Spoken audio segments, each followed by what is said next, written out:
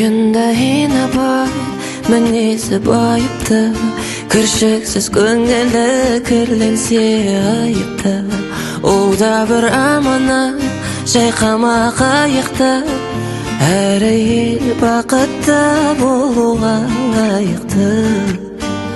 Әр әйел сүйікті болуға лайықты.